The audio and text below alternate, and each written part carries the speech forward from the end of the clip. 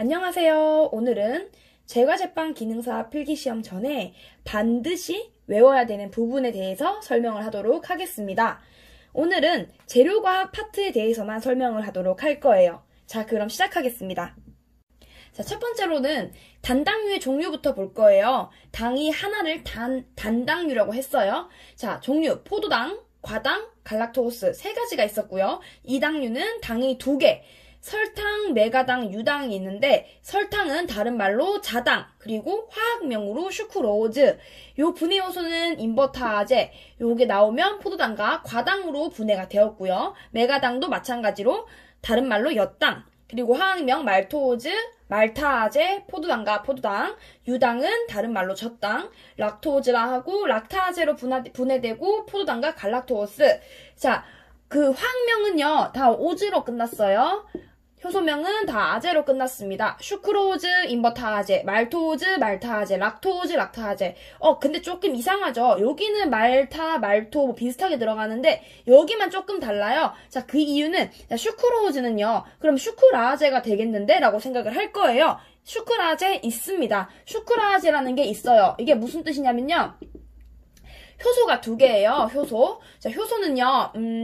조금 어느 물질에 들어가냐에 따라서 효소명이 좀 달라져요. 인버타제 같은 경우는 빵 속에서 설탕이 분해하는 효소를 인버타제라고 하고요. 슈크라제 같은 경우는 사람 몸속에서 설탕을 먹었을 때 분해되는 효소가 슈크라제예요. 하지만 우리는 빵을 배우기 때문에 인버타제로 기억을 하시면 되고요. 아주 간혹 가다가 슈크라제가 나오면 당황하지 마시고 설탕 분해 효소다라고 생각을 하시면 되겠습니다. 자, 그리고 이렇게 나오죠. 여기서 공통점은 제가 포도당이라고 했어요. 이 공통점. 포도당이 많은 이유, 널리 분포되어 있어요. 그래서 탄수화물의 기본 단위가 바로 포도당이 되는 거죠. 그리고 또 하나 기억해야 될 거. 뭘 좀 봐야 될까요? 유당. 유당하면 떠오르는 게 뭐예요? 유당하면 젖당? 요것만 기억하시면 안 되겠죠? 유당은 당이지만 누가 먹지 못한다? 이스트가 분해하지 못한다. 이스트가 먹지 못해요. 이스트는요, 생물이라서 얘는 막 활성하게 움직여요. 그런데 당을 먹으면 더 잘 움직여요. 하지만 모든 당만 흡수하는 게 아니에요. 유당, 얘는 못 먹습니다. 예를 들어서 물속에서 이스트를 막 용해시켜서 얘를 분해를 해야 되는데 물속에서는 이스트가 막 분해를 하죠. 설탕도 먹으면 당을 흡수해서 얘가 좀 더 활발하게 움직이고 하지만 우유식빵 있죠. 우유식빵에 우유만 들어가요. 우유 속에는 유당이 있죠. 그 유당을 흡수하지 못해요. 오로지 다른 설탕으로만 얘가 발효가 되기 시작을 합니다. 즉 유당은 이스트가 먹을 수 없다. 그러면 락토즈는 똑같이 젖당이나 락토즈는 같이 이스트가 분해할 수 없고 락타제라고 한 효소도 이스트가 분해할 수 없는 효소가 되는 거죠. 이거 제가 중요하다고 저번 시간에 계속 말했어요. 그죠? 요거 꼭 기억하시고요. 그리고 여기 당 중에서 제일 단당과 제일 안 단당 상대적 감미도 기억하시나요? 상대적 감미도. 요것도 같이 알아둘게요. 상대적 감미도. 제가 어떻게 기억하라고 했죠? 과, 전, 자, 포, 맥, 유. 자, 요거는 기억을 해야 되고요. 요게 제일 단당, 제일 안 단당인데요. 요거에 대한 부분은 더 궁금하시면 지난 시간에 상대적 감미도 찾아서 보시면 되겠습니다. 자, 그 다음 노화에 대해서 볼 겁니다. 노화 기억하시죠? 호화의 반대말 노화, 노화의 반대말 호화. 호화는 그 쌀이 발이 된다고 생각을 하시면 됩니다. 물을 흡수해서 팽창하는 거, 호화. 쌀이 익는 거죠. 빵이 익는 걸 호화라고 하고요. 노화는 반대로 조금 얘가 그 수분을 뺏기면서 일어간 현상, 노화가 되는 겁니다. 노화는 언제부터 진행이 된다고 했죠? 빵 속에서는 오븐에서 나오자마자 바로 시작이 됩니다. 오븐에서 나오자마자 진행이 되는 게 노화였어요. 자, 그러면 노화를 조금 지연시키는 방법이 뭐가 있을까? 기억하시죠? 첫 번째, 냉동 저장. 영하 18도씨 이하에서 저장을 하시는 게 수분을 동결시켜서 더 이상 뺏기지 않게 만들어주는 거죠. 반대로 냉장고에서 저장을 하게 되면은 수분이 차갑기 때문에 수분이 계속 날아가요. 증발이 되면서 냉장에서는 최악이다. 냉동은 정말 좋지만 냉장고는 이거는 노화를 촉진시킨다. 이거 꼭 기억하셔야 됩니다. 냉장고 온도 0에서 10도예요. 요 온도에서는 노화를 촉진시키고 냉동에서는 수분을 동결시켜서 잡아주기 때문에 영하 18도 이하에서는 노화를 지연시킨다. 이거는 꼭 정말 중요합니다. 기억하시고요. 두 번째, 유화제 사용. 유화제는 물과 기름, 즉 다른 성질을 섞어줄 수 있는 역할을 하는 게 유화제입니다. 유화제가 들어가면은 좀 섞어주는 역할만 하는 게 아니라 조금 반죽을 촉촉하게 만들어 줌으로써 노화를 지연시켜주고, 세 번째, 당류 첨가, 당류, 설탕, 계란은 아니고요. 설탕 같은 당을 첨가하게 되면은 수분 보유력이 생겨요. 수분 보유력. 그러면서 수분을 잡아주는, 수분이 나가지 않도록 잡아주는 역할을 하는 게 생깁니다. 그래서 제가 그때 예를 들었는지 기억이 안 나는데, 단팥빵이랑, 안 들었던 것 같아. 단팥빵이랑 바게트를 비교했을 때, 어떤 게 더 빨리 실내에서 딱딱해지죠? 라고 한번 생각해 보세요.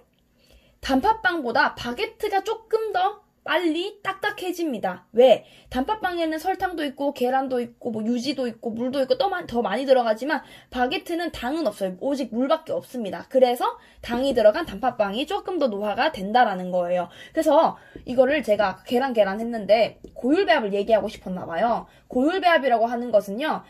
설탕, 계란, 유지 함량이 높은 거를 고율배합이라고 해요. 요게 기준이 조금 있긴 한데 이 기준에 대해서 나중에 고율배합 파트 설명을 드릴 거고요. 어쨌든 설탕, 계란, 유지가 일반 식빵 배합보다 높은 경우를 고율배합이라고 합니다. 고율배합의 반죽이 노화를 좀 더 지연시킨다라는 거예요. 오늘은 여기까지만 알아두시면 되고요. 네 번째는 밀봉이에요. 말 그대로 포장을 잘 하면 좋겠죠? 자, 밀봉할 때 이제 또 하나 더 추가해서, 빵을 포장하기 딱 좋은 온도를 생각해 보세요. 완전히 식었을 때요? 아니면 좀 따뜻할 때요? 뭐가 좋을까요? 온도. 자, 35에서 40도가 좋습니다. 빵의 온도 요것도 기억해야 됩니다. 제가 계속 말씀드리는 거는 기억을 해야 되는 부분이에요. 35에서 40도씨의 온도가 제일 좋고 이 빵의 수분 함량은요 38%입니다. 요게 수분 함량, 빵 속에 있는 수분 함량을 우리가 직접 측정할 수는 없지만 이론상으로 38% 정도가 있을 때 밀봉을 하는 것이 좋다라는 거예요. 그리고 적정 공정 관리는 뭐 아시죠? 재료 계량 잘 하시고 발효 잘 시켜서 적정하게 잘 시켜서 뭐 발효를 너무 빨리 너무 늦게 하는 거 없이 딱딱 맞춰서 잘 해라. 그 다음 마지막 뭐 돈 많이 쓰면 좋잖아요. 양질 재료 사용. 좀 더 좋은 거, 비싼 게 좀 더 좋겠다라는 겁니다. 요거 꼭 기억을 하시면 되겠고요. 하나만 더 나아가서 우리가 아밀로스랑 아밀로펙틴 기억하시죠? 아밀로펙틴. 처음 듣는 거 생각하시면 안 돼요. 요거 중에서 노화가 좀 느렸던 거 아밀로펙틴입니다. 아밀로펙틴이 이게 아밀로스와 아밀로펙틴은 전분이에요. 전분의 구조인데 그죠? 전분의 구조인데 전분에서 아밀로스는 20%, 아밀로펙틴은 80%를 차지하고 있고 아밀로펙틴만 100% 함유하고 있는 게 바로 어떤 전분? 찹쌀 전분과 찰옥수수 전분이죠. 그죠? 요 전분은 아밀로펙틴을 100% 가지고 있고 노화가 아밀로스에 비해서 느리다. 여기까지 또 기억을 하시면 되겠습니다. 자, 그리고 지금 이걸 볼게요. 기본 단위. 지금 제가 탄수화물 파트만 좀 설명을 많이 했었는데요. 제가 이거를 천천히 진행을 하면 할수록 시간이 늦어질 것 같아서 제가 종합적으로 한번 설명을 드릴게요. 탄수화물의 기본 단위는 아까 했던 것처럼 포도당이고요. 단백질은 아미노산입니다. 그리고 지방은 글리세린과 지방산인데 이게 무슨 뜻인지 잘 모를 거예요. 뜻을 이해하지 마세요. 일단 지금은 그냥 외우세요. 탄수화물의 기본 단위, 즉 쪼개고 분해했더니 결국 남는 최종 단위가 되는 거죠. 포도당. 사실 탄수화물은 단당류예요. 근데 그 중에서 가장 많은 거 포도당이 기본 단위가 될 수 있겠고요. 단백질은 아미노산이라고 합니다. 그리고 지방은요, 글리세린과 지방산이라고 해서 얘는 어떤 형태를 가지고 있냐면요. 요게 글리세린이고요. 지방산이 요렇게 트라이앵글처럼 요렇게 되어 있어요. 지방산이 3개. 그래서 이게 그냥 하나의 형태가 되었기 때문에 지방의 기본 단위는 이걸 뗄 수 없는 글리세린과 지방산인데요. 요거를 저는 3지1글이라고 외워요. 3지1글. 3개의 지방산과 하나의 글리세린이다라고 해서 글리세린과 지방산. 그리고요, 글리세린은 다른 말로 글리세롤이라고도 하니까 요것도 참고해서 알아두시면 되겠습니다. 자, 그 다음에 탄수화물의 분해 효소를 볼게요.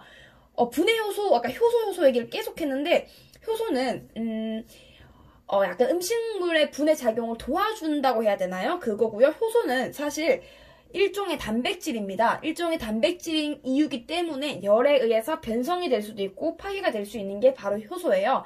그 효소를 좀 볼게요. 탄수화물을 분해한 효소는 아밀라제. 들어봤다 이거. 요거는 전분의 대표적인 효소죠. 전분 효소, 아밀라제.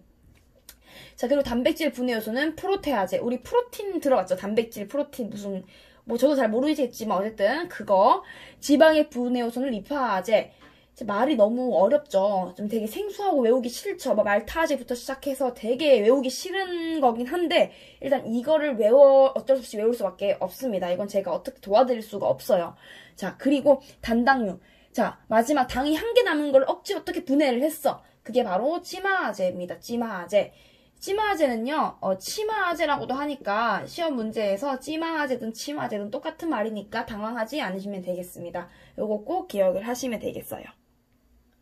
그리고 잊지 마세요. 효소는 제가 단백질이라고 했습니다. 요거 제가 그냥 안 적고 넘어갔다고 기억 안 하시면 안 돼요. 효소의 주성분은 단백질이에요. 그래서 열에 의해서 변성될 수도 있고 파괴가 될 수 있는 거예요. 제가 지금은 밀가루 종류에 대해 설명을 하려고 하는데요. 지난 시간에 제가 종류랑 단백질 함량을 설명하려고 했다가 뭔가 미래의 그 성분 구조만 보고 말았던 것 같아요. 제가 다시 설명을 드릴게요. 자, 밀가루 종류는 세 가지로 나뉘어집니다. 강력분, 중력분, 박력분. 이 나눠지는 기준은 단백질 함량 차이예요. 강력분은 요 정도 11.5에서 13%, 그냥 12% 이상이라고 외우시면 돼요. 그리고 중력분은 9에서 11이지만 10% 정도라고 생각하시면 되고요. 박력분은 7에서 9%로 9% 이하라고 생각하시면 됩니다. 자, 그리고 딱 봤을 때 단백질 함량이 가장 많은 게 강력분이에요. 여기서 기억해야 될 거. 지난 시간에 제가 글루텐에 대해 설명을 했었는데 혹시 생각나시나요? 글루텐. 글루텐이라고 하는 것은 밀가루 단백질이 아닌 밀가루가 가지고 있는 단백질이 물과 결합해서 믹싱을 해서 만들어내는 단백질이라고 했었어요. 그래서 밀가루가 단백질 함량이 많을수록 좀 더 글루텐을 잘 만든다라고 했습니다. 글루텐은 쉽게 생각하라 했어요. 빵의 뭐죠? 뼈. 빵이 모양을 유지할 수 있고 힘이 있는 거는요. 글루텐 뼈가 있기 때문이죠. 그래서 단백질 함량이 가장 많은 강력분으로 제빵을 하는 거예요. 요 두 가지로는요. 제과를 많이 사용을 하고요. 퍼센트지가 조금 다르기 때문에 거의 얘가 박력분이 낮아요. 거의 글루텐을 못 만들어요. 만들 수는 있어요. 있기 때문에. 근데 거의 못 만들기 때문에 뼈가 없는 거. 좀 부드럽게 케이크. 좀 부드러운 제품들 있죠. 케이크가 박력분으로 많이 사용을 하고요. 중력분은 국수나 파스타 면 있죠. 그게 이제 중력분. 시중에 판매하는 파스타 면인데 시중에 판매하는 만두 밀가루라든지 국수 밀가루 할 때 만드는 게 바로 중력분이에요. 이 중력분으로는요. 이것만 만드는 게 아니라 머핀도 가능하고요. 쿠키도 가능해요. 용도에 따라서 케이크도 가능하긴 해요. 근데 이제 굳이 나누자면은 박력분이 조금 더 부드러운 케이크, 여기도 쿠키도 만들 수가 있습니다. 용도에 따라서 다르게 사용할 수 있다라는 거예요. 자, 그리고 강력분 같은 경우는요, 밀이 조금 달라요. 그냥 똑같은 밀에서 나오는 게 아니라 강력분은요, 경질 동맥이라는 경질맥에 의해서 재분이 되며 강력분은 박력분보다 입자가 굵기 때문에 초자질 형태라고 해요. 초자질 형태. 라고 표현을 하고요.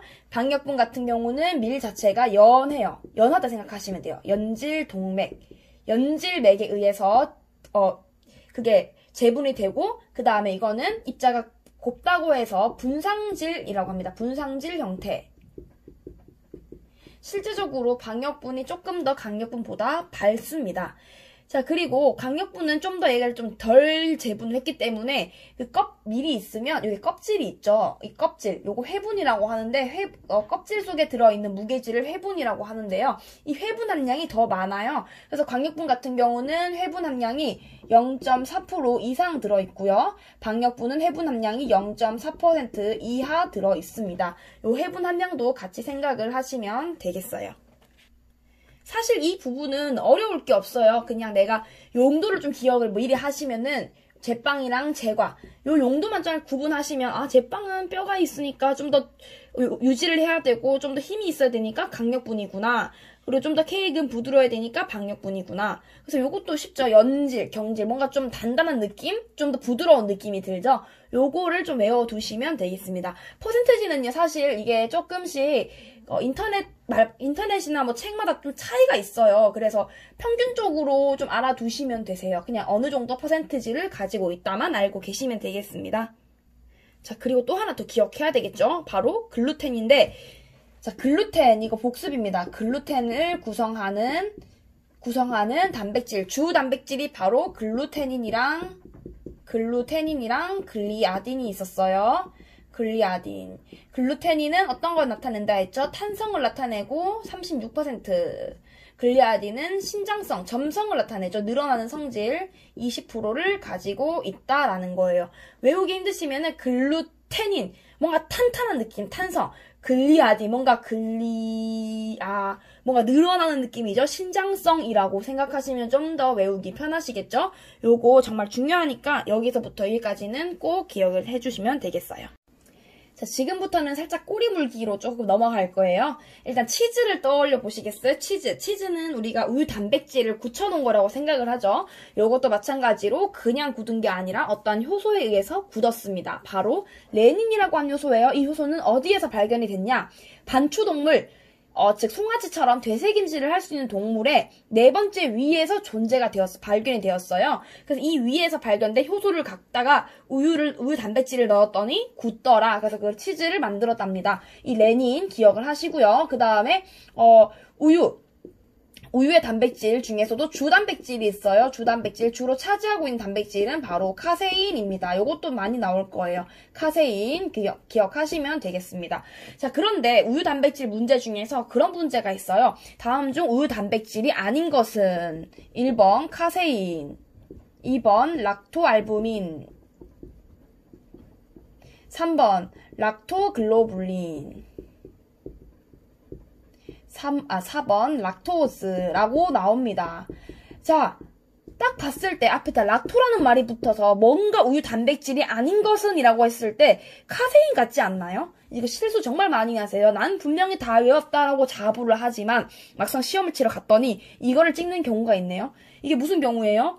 자, 기억하셔야 됩니다. 우유의 주단백질은 바로 카세인입니다. 얘를 왜 빼요? 주단백질인데. 카세인 맞습니다. 락토알부민, 락토글로불린 몰라도 돼요. 요것만 알면 되죠. 락토스, 아까 바로 전에 뭐라 했어요? 락토스. 요거는 유당입니다. 유당의 화학명 락토스. 이 락토스의 분해한 효소가 바로 락타제였죠. 유당은 뭐예요? 단백질 아니에요. 탄수화물입니다.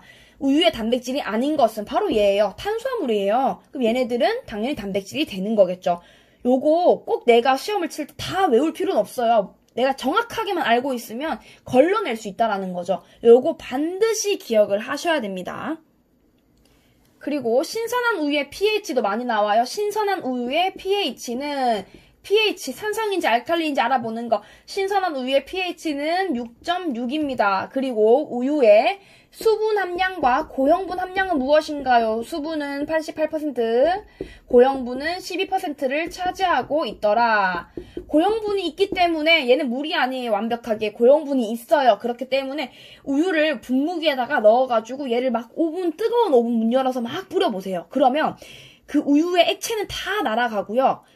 뭔가 가루만 남습니다. 그게 바로 분유가 되는 거예요. 물론 그렇게 만든다는 건 아닙니다. 그렇게 된다는 거예요. 고형분이 있다라는 겁니다. 그리고 우유 얘기를 계속하고 있는데요.